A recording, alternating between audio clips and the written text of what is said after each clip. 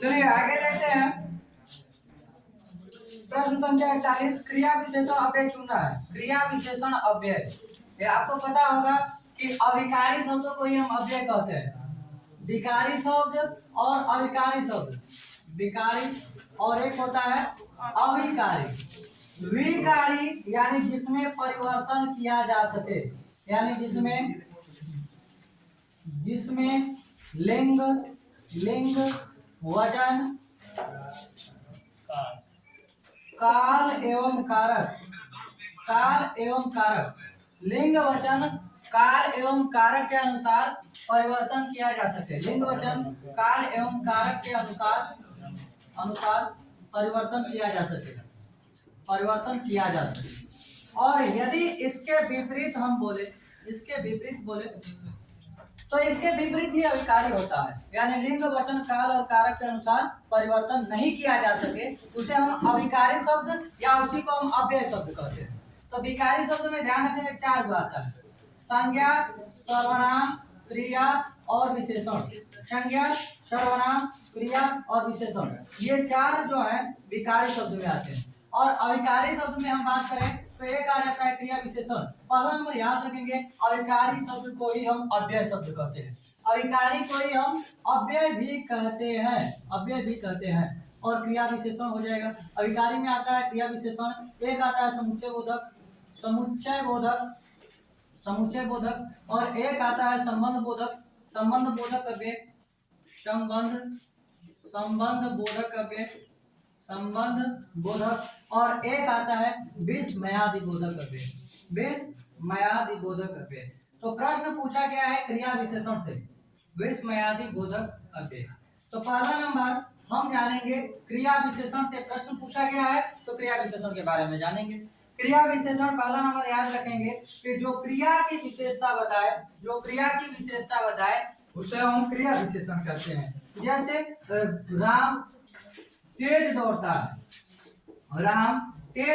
है, तो दौड़ना तो हो गया क्रिया, दौड़ना क्या हो गया? क्रिया हो गया। और इसकी विशेषता बताई जा रही है कि कैसे दौड़ रहा है? तेज दौड़ रहा है। राम कैसे दौड़ रहा है? तेज दौड़ रहा है। राम तेज दौड़ता है, तो ये तेज शब्द जो है, यही शब्द है क्रिया विशेषण। तो ये क्रिया की विशेषता बता रहा है, इसलिए हो गया क्रिया विशेषण। अब हम बात करते हैं क्रिया विशेषण के प्रकार की। तो एक होता है कालवाचक क्रिया विशेषण, एक होता है स्थानवाचक क्रिया विशेषण, और एक होता है आपका रीतिवाचक क्रिया विशेषण, और एक होता है परिमाणवाचक क्रिया विशेषण। तो क्रिया विशेषण कालवाचक क्रिया विशेषण, स्थानवाचक क्रिया विशेषण, रीतिवाचक और परिमाणवाचक क्रिया विशेषण के ये 4 प्रकार हो गए। कालवाचक में क्रिया किस टाइम पर हुआ है आपको ये पता चलेगा। जैसे राम आज जयपुर गया, तो राम गया कहाँ? जयपुर। लेकिन कब गया? तो ये काल बता रहा है। आज, कल, परसों, दिन, डेट, तारीख, समय जो होता है वो कालवाचक क्रिया विशेषण होते हैं। ठीक है। फिर स्थानवाचक, तो राम गया कहाँ? तो जयपुर गया। जैसे एक ही उदाहरण से हम आपको समझाने का प्रयास करते हैं। जैसे राम आज शाम को जयपुर गया। राम आज शाम को जयपुर गया। तो यदि हम देखें तो ये क्रिया कब संपन्न हुई है? तो ये दोनों शब्द जो होंगे, ये दोनों ही कालवाचक क्रिया विशेषण के उदाहरण हो जाएंगे। ठीक है। उसके बाद क्रिया कहाँ संपन्न हुई है? जयपुर गया। कहाँ गया? जयपुर हो गया। तो ये स्थानवाचक क्रिया विशेषण होगा। तो कालवाचक और स्थानवाचक। उसके बाद परिमाणवाचक की बात करें, परिमाणवाचक में क्रिया कितनी मात्रा में हुई है? क्रिया के मात्रा का पता चले कि काम कितना हुआ।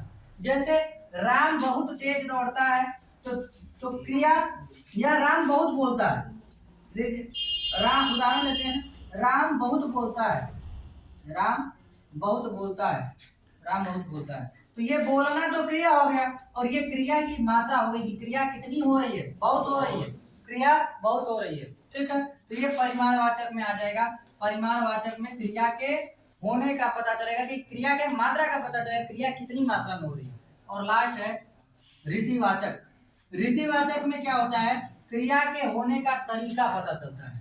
क्रिया के होने का क्या पता चलता है, तरीका पता चलता है। तरीका मतलब क्या होता है, ढंग, क्रिया के होने का ढंग पता चलता है, क्रिया किस ढंग से संपादित हुई है। जैसे उदाहरण की बात करते हैं, मोहन सरपट भाग गया, मोहन सरपट भाग गया।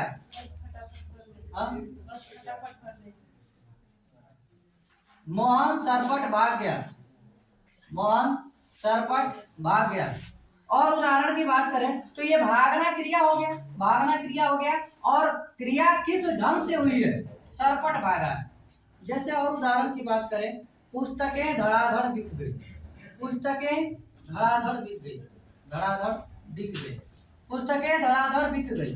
तो यानी कि पुस्तक बेची गई, बेचना क्रिया हो गया, ये बिकना बेचना क्रिया हो गया, और धड़ाधड़ ये बेचने का तरीका हो गया कि किस ढंग से क्रिया संपादित, बस फटाफट बन गई, मोहन सरपट दौड़ गया। ठीक है, तो इस तरह के जो भी उदाहरण आते हैं ये रीतिवाचक क्रिया विशेषण। अब रह गई बात इसमें पहचानने का सही आंसर क्या होगा। तो क्रिया विशेषण अगर पहचानना है, राधा रात भर जागती रही, राधा रात भर जागती रही, जागना क्रिया हो गया, और रात भर कालवाचक क्रिया विशेषण, समय का बोध करा रहा है, तो यह कालवाचक क्रिया विशेषण का उदाहरण हो जाएगा। ठीक है, उसके बाद अगला देखिए, निम्न में से कौन सी जीवनी है। जीवनी पूछ रहा है, तो बहुत फेमस क्वेश्चन है ये, और यहाँ तो पूछा है कि जीवनी है, लेकिन ये भी पूछा जाता है कि ये किसकी जीवनी है। तो प्रश्न संख्या 42 है।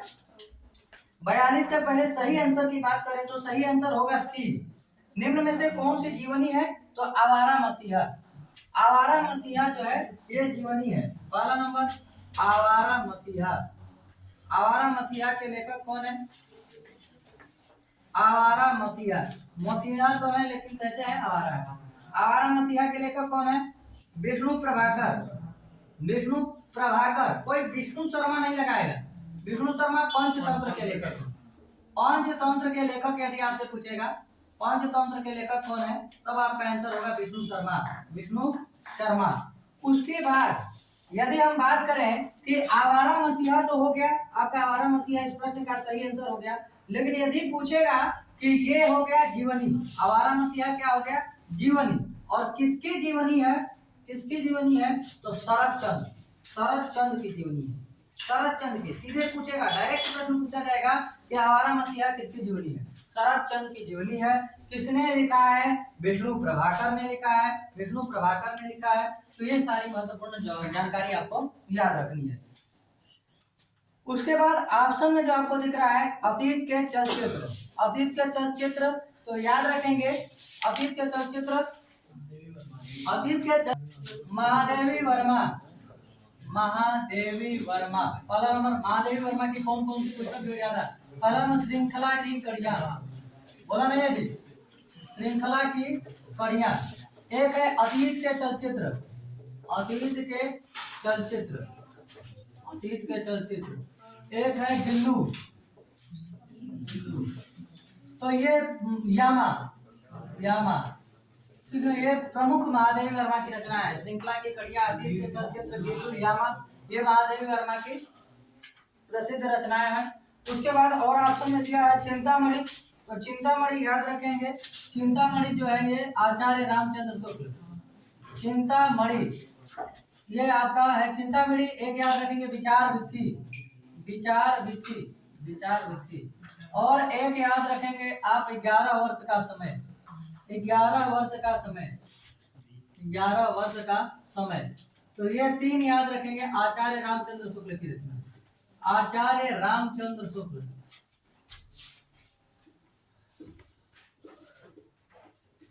ठीक है, रामचंद्र की कौन कौन रचना है, चिंतामणि, विचार भित्ति और 11 वर्ष का समय। ठीक है, उसके बाद एक आपको ऑप्शन में दिख रहा है नीड़ का निर्माण फिर, नीड़ का निर्माण फिर, नेह का आह्वान फिर, ये हरिवंश राय बच्चन की कविता है, हरिवंश राय बच्चन, हरिवंश राय बच्चन, हरिवंश राय बच्चन।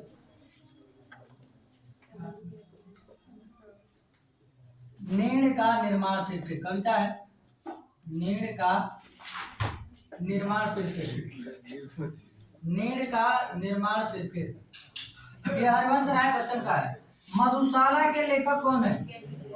मधुशाला याद रखेंगे, एक मधुबाला याद रखेंगे। मधुशाला, मधुबाला और मधुकलश। मधुशाला, मधुबाला और मधुकलश, ये तीनों के लेखक कौन है? हरिवंश राय बच्चन, हरिवंश राय बच्चन। उसके बाद याद रखेंगे आप,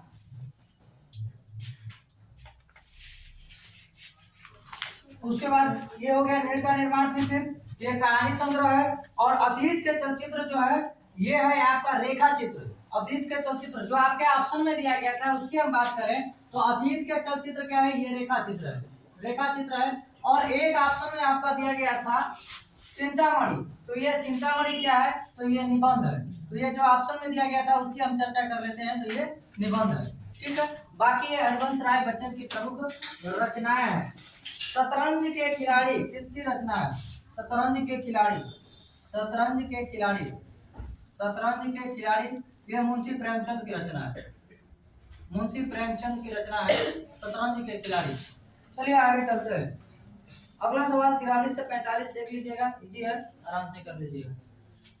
शुद्ध शब्द छांटना है, शुद्ध शब्द। तो अभ्यस्त जो ऑप्शन सी है वो सही आंसर है, 46 का सही आंसर होगा सी, अभ्यस्त।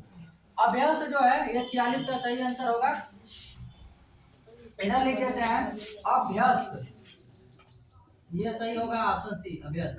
कुछ महत्वपूर्ण वर्तनी यदि हम लिखें और आपको बताएं कैसे सही लिखते हैं, जैसे जो ज्यादा पेपर में पूछा जाता है हिरण्य कश्यप, तो आपको लगता है कि हिरण्य कश्यप कैसे लिखेंगे, लेकिन वास्तविक में यही सही होता है, हिरण्य कशिपु लिखते हैं आप, क्या? हिरण्य कशिपु। यदि हम अभी हाल ही में एक एग्जाम हुआ था Allahabad high court group D का, उसमें पूछा गया था सन्यासी कैसे लिखते हैं, सन्यासी की वर्तनी पूछी गई थी, सन्यासी। तो याद रखेंगे स के ऊपर अंक का मात्रा भी रहेगा और आधा न भी रहेगा, दोनों रहेगा, तो सन्यासी ऐसे लिखते हैं, सन्यासी। ध्यान में रखेंगे सन्यासी की वर्तनी है। यदि आपसे पूछ ले श्रृंगार लिखने के लिए, श्रृंगार, तो श्रृंगार ऐसे लिखते हैं, श्रृंगार। यहाँ अब ये वाला नहीं रहेगा, श्रृंगार।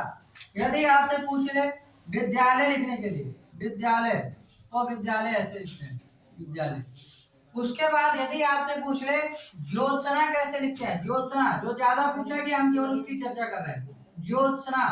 तो याद रखेंगे यहाँ आधा तो भी रहेगा और आधा सौ भी रहेगा, ये हो गया ज्योत्सना। और जो एग्जाम में पूछा जाएगा कवि का स्त्रीलिंग कई बार पूछा गया है, तो याद होता है कवयित्री, कवि का स्त्रीलिंग कवयित्री ऐसे लिखा जाता है, कवि का स्त्रीलिंग कवयित्री लिखा जाता है। उसके बाद पूछा जाता है जो ज्यादा, कवि का स्त्रीलिंग हो गया हिरण्यकशिपु, सन्यासी, ज्योत्सना, विद्यालय, श्रृंगार। और एक जो ज्यादा पूछा गया पेपर में उज्ज्वल कैसे लिखते हैं, तो ध्यान में रखेंगे दोनों आधा जो रहता है, दोनों आधा जो रहता है उज्ज्वल में।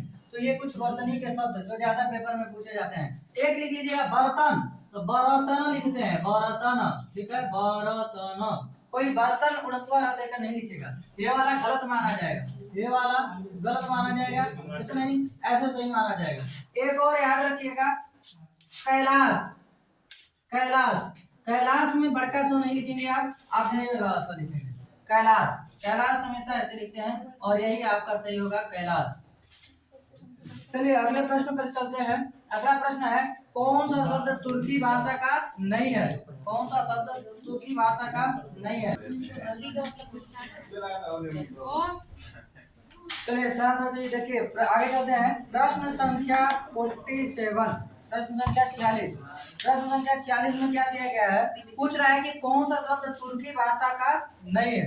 तो याद रखेंगे इसमें जो शब्द दिए गए हैं पैगंबर, बेगम, चेचक, पैगंबर, पैगंबर, बेगम दिया गया है, बेगम, एक दिया गया है चेचक, चेचक दिया गया है, और एक दिया गया है आपका बारूद, बारूद। तो याद रखेंगे पैगंबर जो शब्द है इसे छोड़कर, पैगंबर को छोड़कर बाकी तीनों तुर्की भाषा के शब्द हैं। तुर्की भाषा के शब्द है, यानी तुर्की भाषा का कौन सा शब्द नहीं है? पैगंबर। अब बात करता है कि पैगंबर किस भाषा का शब्द है, तो फारसी भाषा का। पैगंबर किस भाषा का शब्द है? फारसी भाषा का। उसके बाद आप याद रखेंगे आलू किस भाषा का शब्द है। यदि आपसे पूछे आलू किस भाषा, यदि आपसे पूछे तंबाकू किस भाषा का शब्द है, तो आलू और तंबाकू याद रखेंगे ये पुर्तगाली है। आलू और तंबाकू क्या है? पुर्तगाली है। उसके बाद यदि आपसे पूछ ले रिक्शा किस भाषा का शब्द है, रिक्शा, यदि आपसे पूछ ले रिक्शा किस भाषा का शब्द है, तो रिक्शा जापानी भाषा का शब्द है। रिक्शा पूछ ले तो जापानी भाषा का शब्द है। यदि आपसे पूछ ले किताब, किताब, कुर्सी, दफ्तर, दवा, शराब। किताब याद रखेंगे। यदि आपसे पूछे किताब, कुर्सी, कुर्सी, कुर्सी कहाँ? दफ्तर में, दफ्तर, दफ्तर, दवा, दवा, और दवा क्या है? शराब। दवा शराब है? नहीं, शराब नहीं। ठीक है, किताब, कुर्सी, दफ्तर, दवा और शराब, ये याद रखेंगे। एक किस भाषा का शब्द है? यदि आपसे पूछ ले तो ये अरबी भाषा के शब्द है। अरबी भाषा के शब्द, अरबी भाषा के शब्द, अरबी भाषा, अरबी भाषा के शब्द कौन से हैं? किताब, कुर्सी, दफ्तर, दवा, शराब, ये अरबी भाषा के शब्द है। यदि आपसे पूछ ले फारसी भाषा के कुछ और शब्द, फारसी का एक तो पैगंबर हो गया, यदि अन्य शब्द पूछे तो आईना, आईना, यहाँ फारसी के आगे लिख देते हैं आईना, चश्मा, चश्मा और चादर, चादर जिसे ओढ़कर आप 7 बजे तक सो रहे हैं वही चादर। ठीक है, तो ये हो गया आईना, चश्मा और चादर। आईना, चश्मा और चादर, ये हो गए आपके फारसी भाषा के शब्द। ठीक है, उसके बाद पुर्तगाली में आपको दो बताए हैं, एक आलू हो गया, एक तंबाकू हो गया। उसके बाद एक आता है आलमारी, आलमारी, और एक आता है बाल्टी, आलमारी और बाल्टी, ये भी पुर्तगाली भाषा का ही शब्द है। चलिए अगले सवाल पर चलते हैं। अगला सवाल है जल प्राण पुत्र। 48 नंबर प्रश्न, जल प्राण पुत्र, जल प्राण पुत्र। ये 3 शब्द दिए गए हैं और ये पूछ रहा है कि किसका अनेकार्थी है, किसका अनेकार्थी है।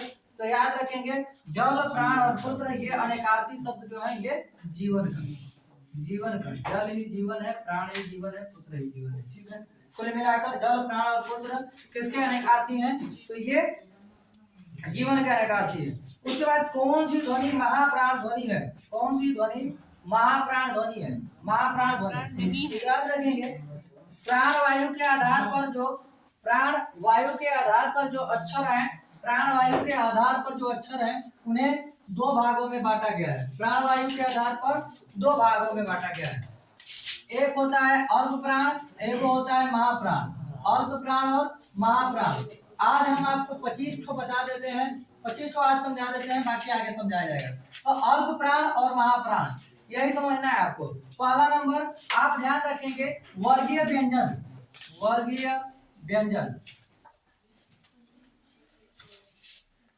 वर्गीय व्यंजन, वर्गीय व्यंजन ये जो होते हैं आपके क से लेकर म तक होते हैं। तो यहाँ लिख देते हैं, पूरा लिखना ही पड़ेगा। प्राण वायु के आधार पर, प्राण वायु के आधार पर जो ये वर्ण अक्षर दिए गए हैं, अक्षर जो दिए गए हैं, इनको 2 भागों में बांटा गया है। प्राण वायु मतलब जब जिसको बोलने में मुख से थोड़ा कम वायु निकलती है उन्हें हम अल्प प्राण कहते हैं, और बोलने में ज्यादा वायु निकलती है तो उसे महाप्राण कहते हैं। प्रत्येक वर्ग का पहला, तीसरा और पांचवा, प्रत्येक वर्ग का पहला, तीसरा और पांचवा, यानी ये हो गया आपका अल्प प्राण। पहला, पहला मतलब ये प्रत्येक वर्ग का पहला और तीसरा, पहला, तीसरा और पांचवा, पहला, तीसरा और पांचवा, यानी ये अल्प प्राण होगा, फिर तीसरा अल्प प्राण होगा और ये पांचवा अल्प प्राण होगा। यानी प्रत्येक वर्ग का पहला, तीसरा और पांचवा अल्प प्राण होता है। बाकी ये 2 बचे, यानी दूसरा, प्रत्येक वर्ग का दूसरा और चौथा, ये महाप्राण होता है, महाप्राण होता है। तो अल्प प्राण और महाप्राण। उसके बाद यदि अल्प प्राण की और हम बात करें तो अल्प प्राण में इसके साथ साथ कौन कौन आ जाते हैं? पहला नंबर वर्गीय व्यंजन, इसी को हम अस्पर्शी व्यंजन कहते हैं। 2 नाम इसका याद रखेंगे, वर्गीय व्यंजन को ही हम अस्पर्शी व्यंजन करते हैं, अस्पर्शी व्यंजन करते हैं। तो वर्गीय व्यंजन में ही आप याद रखेंगे इतना चीज आप याद रखेंगे कि इसको हम कहते हैं अल्प प्राण, ये सबको अल्प प्राण, ये सबको अल्प प्राण। ये हो गया महाप्राण दूसरा, यानी प्रत्येक वर्ग का दूसरा और चौथा महाप्राण। उसके बाद याद रखेंगे इसी में अघोष और सघोष। जिसको बोलने में कंपन नहीं हो अघोष, जिसके बोलने में कंपन हो उसे हम घोष या सघोष कहते हैं, घोष या सघोष। तो अघोष और सघोष कौन होगा? तो प्रत्येक वर्ग का पहला और दूसरा क्या होगा? अघोष होगा। प्रत्येक वर्ग का पहला और दूसरा क्या होगा? अघोष होगा। और बाकी तीनों क्या होगा? सघोष होगा। बाकी तीनों क्या होगा? सघोष होगा। तो इतना बात ध्यान में रखेंगे। अब प्रश्न क्या पूछा जा रहा है? प्रश्न पूछा जा रहा है कि कौन सी ध्वनि महाप्राण नहीं है? महाप्राण नहीं है तो अल्प प्राण है, तो अल्प प्राण खोजना है। और ऑप्शन में दिया है ख, तो ख तो महाप्राण है, क्योंकि ये इसके ऊपर में लिखा है। ख तो होगा नहीं, बच रहा है घ दिया है तो ये भी महाप्राण है। और आपसे पूछ रहा है महाप्राण नहीं है। उसके बाद दिया है ज, तो च छ ज, तो यही हो गया, ये महाप्राण नहीं है, ये अल्प प्राण है। और बाकी जो चौथा ऑप्शन है उसे भी आप देख सकते हैं झ, तो च छ ज झ, ये कहाँ है? च छ ज ज, ये भी महाप्राण, ये भी महाप्राण है। यानी कि कुल मिलाकर आंसर क्या हो जाएगा? ज। कौन सा पद वैया प्रत्यय लगाने से बना है? तो ये बना है कौन सा? खवैया। खवैया, खवैया प्रत्यय से बना है। इसका सही आंसर क्या होगा? सी। ठीक है। उसके बाद अगला देखिए, निम्न में से कौन सा एक देवता का पर्यायवाची नहीं है? तो किंकर जो दिया है, किंकर जो होता है किंकर चाकर नौकर, किंकर चाकर और नौकर, किंकर चाकर नौकर, यह नौकर का पर्यायवाची होता है किंकर, इसलिए यह देवता का पर्यायवाची नहीं होगा। तो देवता के अन्य कौन कौन से पर्यायवाची हो जाएंगे? तो निर्धर, निर्जर, त्रिदश और गिरवाण, ये तीनों देवता के पर्यायवाची है, जबकि किंकर देवता का पर्यायवाची नहीं है। किंकर किसका पर्यायवाची है? तो ये हो जाएगा नौकर का। उसके बाद कुछ पर्यायवाची आप बताएंगे, जैसे वनिता, वनिता किसकी पर्यायवाची है? तो वनिता स्त्री का पर्यायवाची है। वनिता किसका पर्यायवाची है? स्त्री का पर्यायवाची है। यदि आपसे पूछ ले शोणित, शोणित किसका पर्यायवाची है? शोणित, शोणित किसका पर्यायवाची है? तो ये शोणित लहू का पर्यायवाची है, खून का पर्यायवाची है, लहू का। शोणित किसका पर्यायवाची है? लहू का पर्यायवाची है। यदि आपसे पूछ ले वैशाख नंदन, वैशाख नंदन, यदि आपसे पूछ ले वैशाख नंदन, यदि आपसे पूछ ले खर, वैशाख नंदन और खर किसका पर्यायवाची है? तो गधा का पर्यायवाची है। किसका पर्यायवाची है? गधा का पर्यायवाची है। यदि आपसे पूछ ले सुरभि किसका पर्यायवाची है? सुरभि, सुरभि किसका पर्यायवाची है? तो ये भी गाय का पर्यायवाची है। सुरभि किसका पर्यायवाची है?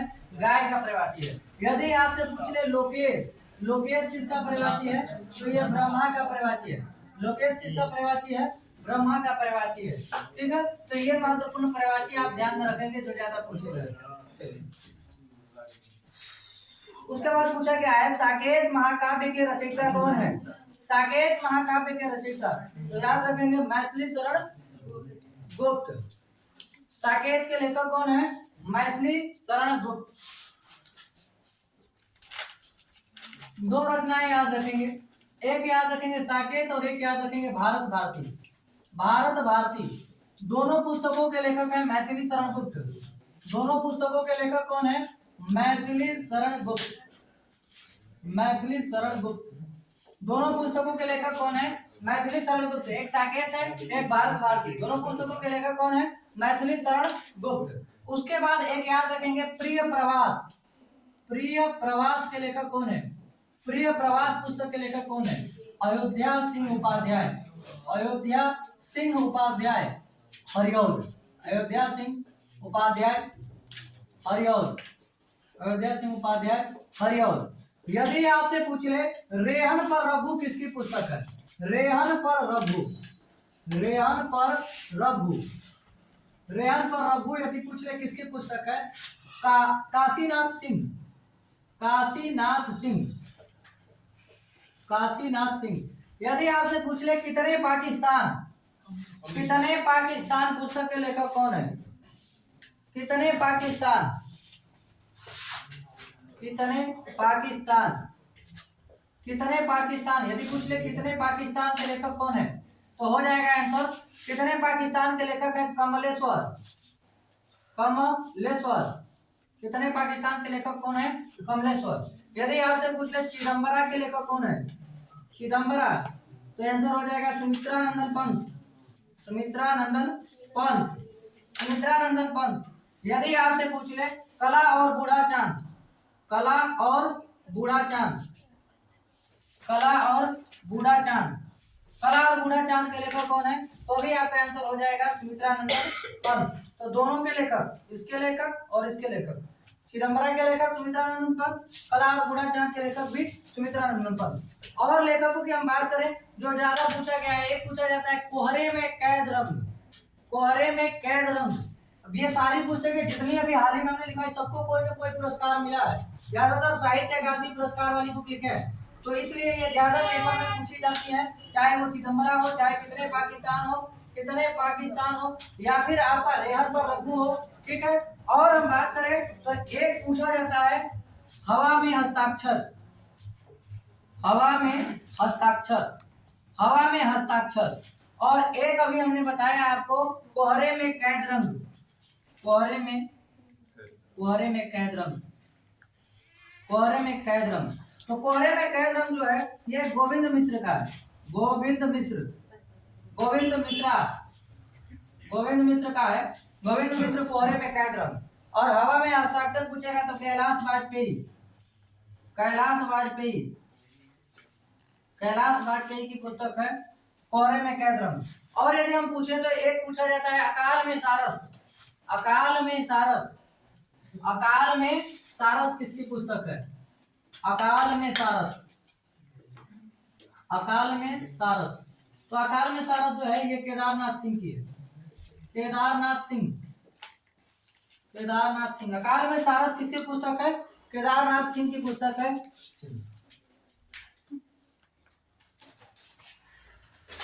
उसके बाद साकेत महाकाव्य के रचयिता हो गए मैथिली शरण गुप्त। और उसके बाद याद रखेंगे जयशंकर प्रसाद की कुछ रचनाएं जो आपके ऑप्शन में दिया है। जयशंकर प्रसाद। तो जयशंकर प्रसाद की जो पूछी जाती है कामायनी, आंसू लहर, आंसू लहर झरना, आंसू लहर झरना। ठीक है। तो ध्रुव स्वामिनी नाटक भी याद रखेंगे। ध्रुव स्वामिनी। ध्रुव स्वामिनी ये कुछ महत्वपूर्ण रचनाएं आप जयशंकर प्रसाद का याद रखेंगे। उसके बाद नागार्जुन का याद रखेंगे। तुमने कहा था। तुमने कहा था। तुमने कहा था ये किसकी रचना है? नागार्जुन की। दो चीज ध्यान में रखेंगे। यदि आपसे पूछे उसने कहा था, चंद्रधर शर्मा गुलेरी। उसने कहा था तो चंद्रधर शर्मा गुलेरी। चंद्रधर शर्मा गुलेरी। उसने कहा था चंद्रधर शर्मा गुलेरी। ठीक है। उसके बाद तुमने कहा था नागार्जुन। और एक आपके लास्ट बी ऑप्शन पे दिख रहा है सुमित्रानंदन पंत। सुमित्रा की अभी कुछ रचनाएं आपको बताए हैं, जैसे चिदम्बरा हमने बताया, चिदम्बरा। और बता देते हैं कला और बूढ़ा चांद, ये बता दें लोकायतन। लोकायतन याद रखेंगे। एक याद रखेंगे पंच पल्लव। पंच पल्लव याद रखेंगे। पंच पल्लव। पंच पल्लव याद रखेंगे। तो ये कुछ महत्वपूर्ण। एक और याद रखेंगे बीड़ा। बीड़ा भी इन्हीं की है। बीड़ा। बीड़ा भी इन्हीं की रचना है। तो ये कुछ महत्वपूर्ण रचनाएं सुमित्रानंदन पंत की। उसके बाद आगे देखेंगे गौ प्लस चरती की संधि क्या होगी? तो गौचरती होगा। गौचरती 54 का ऑप्शन नंबर सी होगा। उसके बाद है ठेठ हिंदी का ठाठ। ठेठ हिंदी की ठाठ किसकी रचना है? तो याद रखेंगे ये अयोध्या सिंह उपाध्याय हरिऔध। ठेठ हिंदी का ठाठ। ठेठ हिंदी का ठाठ। ठेठ हिंदी का ठाठ ये अयोध्या सिंह उपाध्याय का है। अयोध्या सिंह उपाध्याय। अयोध्या सिंह उपाध्याय का है। उसके बाद इनकी एक और रचना प्रिय प्रवास। अयोध्या सिंह उपाध्याय। इनकी एक और रचना याद रखेंगे प्रिय प्रवास। प्रिय प्रवास अयोध्या सिंह उपाध्याय का है। ठीक है। उसके बाद आगे देखेंगे शुद्ध वाक्य छाटिए। उस वन में प्रातः काल के समय का दृश्य बहुत ही सुहावना होता था। सुहाना होता था नहीं, सुहावना होता। उस वन में प्रातः काल के समय का दृश्य बहुत ही सुहावना होता था। उस वन में सुबह के समय का दृश्य बहुत ही सुहावना होता था। उस वन में प्रातः काल का दृश्य बहुत ही सुहावना होता था। उस वन में सवेरे के समय का दृश्य, कौन सा सही होगा? सी, प्रातः काल का दृश्य। ठीक है, हमेशा प्रातः काल बोलते हैं या उषा काल बोलते हैं, तो प्रातः काल, उस वन में प्रातः काल का दृश्य बहुत ही सुहावना होता था। ठीक है, उसके बाद उपसर्ग देख लीजिए, उपसर्ग नहीं है, किसमें उपसर्ग नहीं है, यानी तोड़ने पर दोनों के अलग अलग अर्थ होने चाहिए। जैसे अपवाद, तो वाद के आगे अप उपसर्ग लगा है तो अपवाद तो सही है। पराजय, तो जय के आगे परा उपसर्ग लगा है। और प्रभाव, भाव के आगे परि उपसर्ग लगा है। परि प्लस भाव बराबर प्रभाव होता है, परि उपसर्ग है। ठीक है, परि प्रव नहीं है, परि। ठीक है, तो परिभाव प्रभाव होता है, याद रखेंगे। और लास्ट जो है ओढ़ना, तो यदि आप इसको तोड़ते हैं तो अलग अलग धना, धना ओ प्लस धना, तो धना का कोई अर्थ नहीं निकलता है, इसलिए ये उपसर्ग यहाँ पर नहीं है। सही आंसर क्या हो जाएगा? ऑप्शन नंबर डी, निम्नलिखित में से स्त्रीलिंग शब्द। ठीक है, तो कौन सा स्त्रीलिंग शब्द है? तो जब भी आप क्या करेंगे, अहिंसा हुई, अहिंसा हुई, अहिंसा हुई, अहिंसा होती है, अहिंसा की जाती है, अहिंसा कहा जाता है नहीं। जब भी इसको बनाइएगा कोई शब्द लेकर तो पहचानने का तरीका यही होता है। देखिए, स्त्रीलिंग या पुल्लिंग शब्दों को पहचानने के लिए सबसे अच्छा जो तरीका है, कोई वाक्य आप बनाइए, कोई उसे एक वाक्य बनाइए और उसमें देखिए कि स्त्रीलिंग कारक का प्रयोग होता है या पुल्लिंग कारक का प्रयोग होता है। या फिर आप कीजिए, क्या कीजिए, अच्छा या अच्छी लगाइए, अच्छा और या अच्छी लगाकर उस शब्द को बोलिए। जैसे एक उदाहरण लेते हैं, विवाह कैसा शब्द है, विवाह कैसा शब्द है, तो ये पुल्लिंग शब्द है कि स्त्रीलिंग शब्द है? तो इसके आगे आप लगाइए अच्छा। अरे विवाह कैसा है वो ठीक है, विवाह कैसा है ये नहीं पूछा जा रहा है, विवाह कैसा शब्द है, यहाँ विवाह की बात नहीं हो रही। विवाह कैसा है वो तो आपको शादी के बाद ही पता चलेगा। ठीक है, लेकिन अभी बताना है आपको कि विवाह कैसा शब्द है। तो अच्छा विवाह या अच्छी विवाह, जब शब्द लगाइएगा तो यहाँ शब्द लगा के पूछिएगा, अच्छा या अच्छी लगा के पूछिएगा तो अच्छा विवाह परफेक्ट बैठेगा। या फिर ऐसे भी वाक्य बनाइएगा, राम का विवाह सीता का विवाह, ऐसा तो नहीं ना, राम का विवाह और सीता की विवाह, सीता की विवाह गलत हो जाएगा। तो सीता का विवाह, राम का विवाह, सीता का विवाह। ठीक है, कुल मिलाकर वाह वाह क्या हो जाता है? वाह वाह। ठीक है, आइए एक सब्जेक्ट से हट के बात करते हैं। आपको बताना है विवाह और ब्याह में क्या अंतर है, विवाह और ब्याह में क्या अंतर है, सब्जेक्ट से थोड़ा हटके। जब विवाह अच्छा होता है, विवाह के बाद जब आपका विवाह के बाद की स्थिति अच्छी होती है उसे बोलते हैं वाह, इसमें लगा है वाह। ठीक है, और जब विवाह के बाद लड़ाई झगड़ा होता है और क्या होता है, मारपीट होती है, तो उसे हम कहते हैं आ। मार के बाद क्या कहते हैं? आ। तो विवाह होता है। ठीक है, शंकर जी का क्या हुआ था? शंकर जी का ब्याह हुआ था, ब्याह। जय शंकर जी बारात लेके आए, सब लोग आए चिल्लाने लगे, क्योंकि कीड़ा बिच्छी गोजर सांप सब लेके आ गए थे, सब भागे, सब लोग भागे, उनको देख के सब लोग भागे, यानी शंकर जी का ब्याह हुआ था, ब्याह। और आपकी जब शादी होगी तो विवाह होगा, क्योंकि सब लोग दौड़ के आएंगे कैसा दूल्हा है। ठीक है, दूल्हा देखने के लिए। ठीक है, तो आपका क्या होगा? विवाह। कुल मिलाकर विवाह कैसा शब्द है? पुल्लिंग शब्द है, समझ गया ना? चलिए आगे, गांधी जी का क्या हुआ था? चलिए आगे, आगे देखिए, लिंग बताना है। मनगढ़ंत, उभयलिंग, स्त्रीलिंग पुल्लिंग दोनों में आता है। मनगढ़ंत कहानी, ठीक ना? जिसके हृदय में ममता नहीं है उसे हम क्या बोलते हैं? निर्मम, निर्मम। जिसके हृदय में ममता नहीं है, जिसके हृदय में ममता नहीं है। चलिए आइए कुछ महत्वपूर्ण वाक्यांश के लिए एक शब्द देखते हैं। जैसा कि आपसे प्रश्न संख्या 61 में पूछा गया है, 61 में पूछा गया है, जिसके हृदय में ममता नहीं है उसे हम बोलते हैं निर्मम, निर्मम। और जिसके हृदय में दया नहीं है उसे हम बोलते हैं निर्दय, निर्दय। और जिसके हृदय में भय नहीं है, भय नहीं है, उसे हम बोलते हैं निर्भय। तो ये ध्यान में रखेंगे।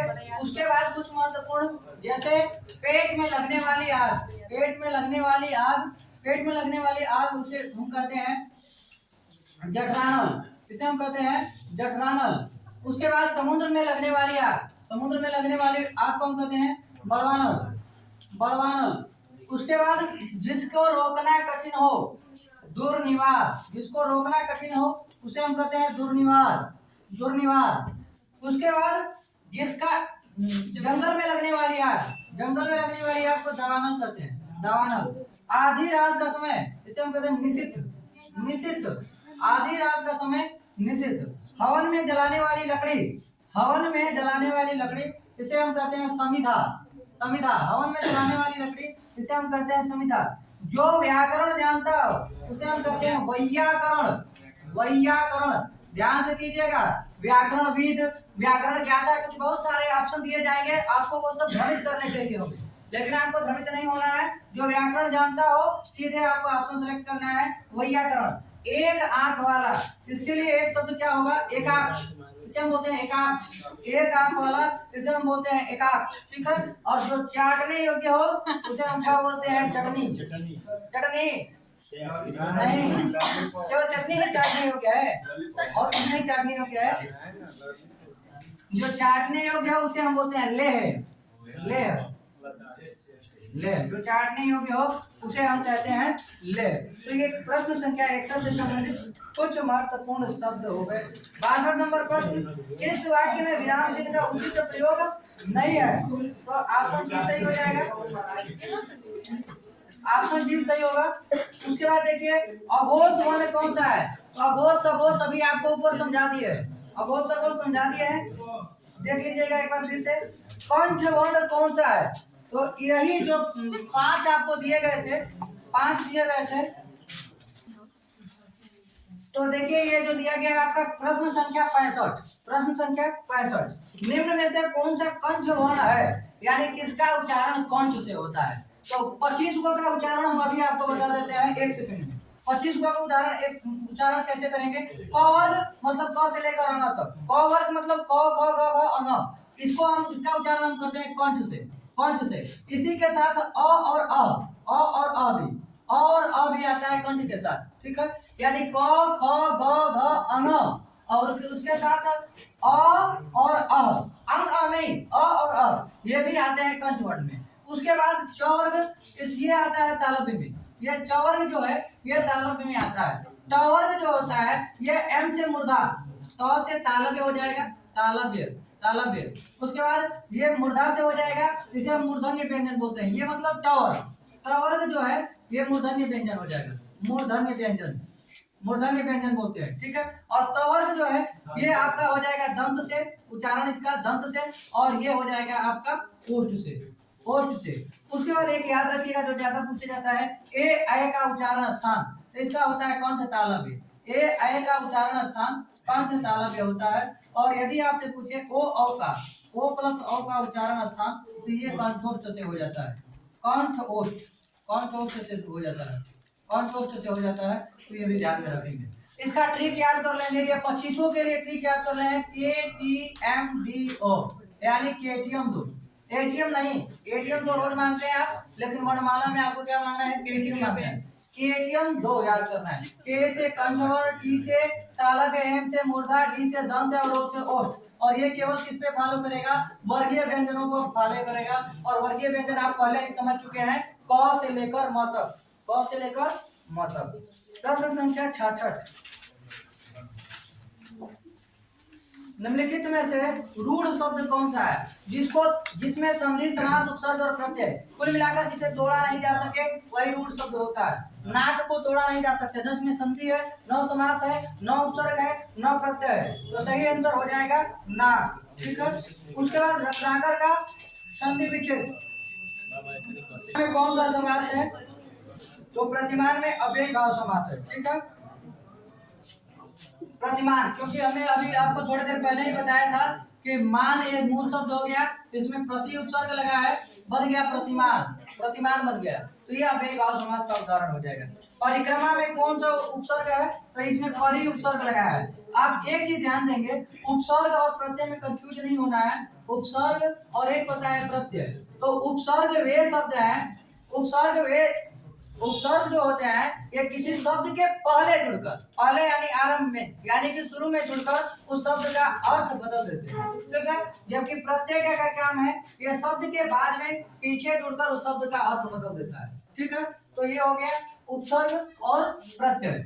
और तो इसमें उपसर्ग पूछा गया है तो परिक्रमा में परि उपसर्ग हो जाएगा। भलाई में प्रत्यय पूछा गया है, भला प्लस आई, भलाई यानी कि आई यहाँ होगा। उसके बाद निम्न में से कौन सा तत्सम है? तो याद रखेंगे आलस्य, आलस्य, आलस्य जो है यह तत्सम शब्द है। आलस्य जो है तत्सम शब्द है। उसके बाद यदि आपसे पूछ ले कुछ तत्सम शब्द, जैसे कपड़ा का तत्सम पूछ ले करपट, कपड़ा का तत्सम क्या होता है? करपट। यदि आपसे पूछ ले, यदि आपसे पूछ ले किवाड़ का तत्सम क्या होता है? किवाड़ का तत्सम क्या होता है? तो इसका होता है कपाट। किवाड़ का तत्सम क्या होता है? कपाट। यदि आपसे पूछ ले पनही का तत्सम क्या होगा? पनही, पनही, पनही का तत्सम क्या होगा? उपान। पनही का तत्सम क्या होगा? उपान। पनही का तत्सम क्या होगा? उपान। तो ये इस तरह से तत्सम पूछे जाते हैं। तत्सम में एक चीज आप याद रखेंगे, जैसे र का रूप कोई भी आता है, जैसे ये वाला, इसके ऊपर क ऐसे लगाओ या ऋषि वाला लगाओ या उड़ंतुआ लगाओ, ये तीनों में से कोई लगाओ तो ये अधिकांशतः, हमेशा नहीं, अधिकांशतः मतलब 99%, कभी कभी तो ऐसा होगा तत्सम ही हो जाएगा, लेकिन 99% ये तत्सम ही होते हैं। 99% तत्सम ही होते हैं। लेकिन और एक चीज और, संयुक्ताक्षर से बना शब्द, संयुक्ताक्षर से बना शब्द भी तत्सम होता है। संयुक्ताक्षर मतलब छ, त्र, ज्ञ और त्र, इससे भी बना शब्द, इससे भी बना शब्द क्या होता है? तत्सम होता है। उसके बाद याद रखेंगे एक चीज और, जो आपका है चंद्र बिंदी से बना शब्द, चंद्र बिंदी से बना शब्द जो होता है वो क्या होता है? ये हमेशा, हमेशा तद्भव होता है, हमेशा तद्भव होता है। ताड़न जात के प्रयोग से बना शब्द, ड और ढ से बना शब्द हमेशा तद्भव होता है, हमेशा तद्भव होता है। तो ये सब कुछ आप ध्यान में रखेंगे। बाकी आप एक बार चैप्टर से उदाहरण का जो प्रैक्टिस करेंगे तो फिर आप दो तत्सम क्लियर कर पाएंगे। आगे देखिए, तो यही चीज आ गया है यहाँ पर 72 नंबर प्रश्न। 72 नंबर प्रश्न, चूर्ण, छिद्र, ज्ञान, छत्र कौन सा तद्भव है? तो साफ इसमें दिख रहा है छत्र। छत्र क्या है? तद्भव है। चूर्ण, चूर्ण जो है यहाँ उड़ंतुआ आया है, छिद्र में नीचे से रहा है और ज्ञान में संयुक्ताक्षर आया है, तीनों क्या हो जाएगा? तत्सम हो जाएगा, तत्सम हो जाएगा और तद्भव शब्द हो जाएगा छत्र। देशज शब्द कौन सा है? देशज मतलब देश में जन्मा, देश में जन्मा शब्द, जैसे लोटा, लोटा, ये सब ऐसे शब्द जो आते हैं जिसका व्याकरण में उल्लेख नहीं होता है, खुद से मतलब क्षेत्रीय भाषा के ये शब्द होते हैं, अपनी स्थिति के अनुसार हम लोग बना लेते हैं। लोटा, लोटा, और शब्द बात करें सोटा, सोटा, जैसे कुछ लोग गुड़ को कहते हैं भेली, गुड़ को क्या कहते हैं? भेली, ठीक है। ये कुछ शब्द, ये कुछ फेमस शब्द है जो देशा शब्द में, ठीक है। बोझा, बोझा, बोझा, तो ये सब कैसा हो गया? देशा शब्द हो गया, ठीक है। कुछ अपने से हम लोग उसमें शब्द कर लेते हैं, पगड़ी, पगड़ी, सगड़ी, कुछ इस तरह के शब्द जो होते हैं, ठीक ना। तो ये देशा शब्द होते हैं, पगड़ी देशा शब्द, ठीक है, पगड़ी देशा शब्द का ही उदाहरण है, ठीक है। चलिए आगे देखते हैं, विदेशी शब्द कौन सा है? विदेशी शब्द कौन सा है? अमीर, अमीर जो है विदेशी भाषा का शब्द है। और उष्ट, प्रिय और भक्त, ये तीनों तत्सम शब्द है। और निम्न में से कौन सा संज्ञा है? गंगा, और गंगा व्यक्तिवाचक संज्ञा का उदाहरण है, जबकि नदी जातिवाचक संज्ञा का उदाहरण है। तो गंगा जो है व्यक्तिवाचक का उदाहरण है, और बाकी पुराना, नीला और मोटा ये विशेषण के उदाहरण है। पुराना, नीला और मोटा ये तीनों जो है गुणवाचक विशेषण के उदाहरण है। बाकी रहने देते हैं आज यहीं पर।